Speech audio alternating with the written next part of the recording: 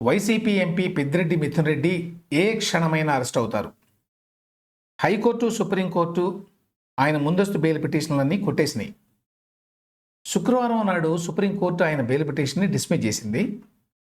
ఈ నేపథ్యంలో సిట్ అధికారులు శుక్రవారమే విజయవాడ ఏసీబీ కోర్టులో ఆయన మీద అరెస్టు వారెంట్ జారీ కోసం మెమో వేశారు. అయితే హైకోర్టు, సుప్రీంకోర్టు ఆర్డర్స్ని జత చేయాలి అని చెప్పి ఏసీబీ కోర్టు ఆ మెమోని రిటర్న్ చేసింది. పోలీసులు వెంటనే వాటిని ఆగమేఘాల మీద సమర్పించారు. ఈలోగా మిథున్ రెడ్డి అజ్ఞాతంలోకి వెళ్ళిపోయారని తెలుస్తోంది. ఆయన ఎక్కడున్నారో గుర్తించడానికి సిట్ ప్రత్యేక బృందాలు గాలింపు మొదలుపెట్టినాయి. ఆయన విదేశాలకి పారిపోకుండా సిట్ ఇప్పటికే లుకౌట్ సర్క్యులర్ అంటే ఎల్ఓసి జారీ చేసింది.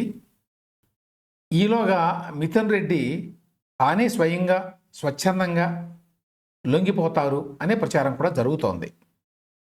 మిథున్ రెడ్డి మద్యం కుంభకోణం కేసులో A4 4వ నిందితుడు.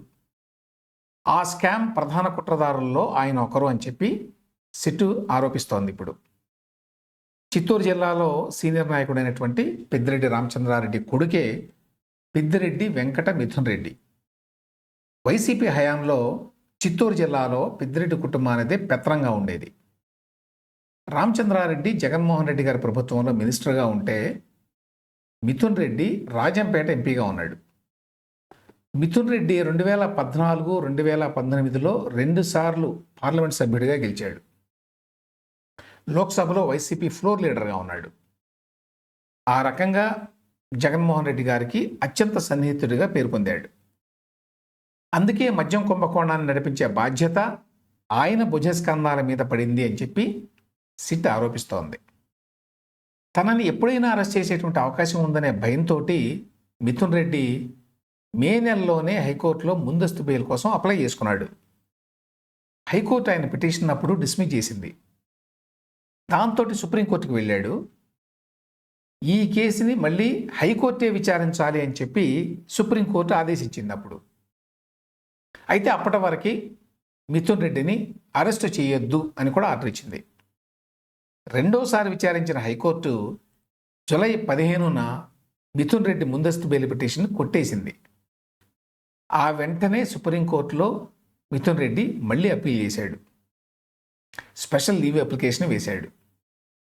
ప్రముఖ లాయర్ అభిషేక్ సింఘ్వి ఆయన తరఫున సుప్రీంకోర్టులో వాదించాడు. మిథున్ రెడ్డికి ముందస్తు బెయిల్ ఇవ్వడానికి ప్రాతిపదిక ఏమీ కనిపించడం లేదు అని చెప్పి కోర్టు శుక్రవారం నాడు ఇచ్చిన తీర్పులో అభిప్రాయపడింది. Justice J B Pardiwala, justice R Mahadevan వీళ్లతో కూడిన ధర్మాసనం మిథున్ రెడ్డి వేసినటువంటి స్పెషల్ లీవ్ పిటిషన్ని శుక్రవారం డిస్మిస్ చేసింది. పార్లమెంటు ప్రారంభం కాబోతున్న సమయంలో ఎంపీగా ఉన్న పిటిషనర్ని అరెస్టు చేయాలనుకుంటున్నారు అని చెప్పి మిథున్ రెడ్డి తరఫున సీనియర్ న్యాయవాది అభిషేక్ సింఘ్వి వాదించారు కోర్టులో.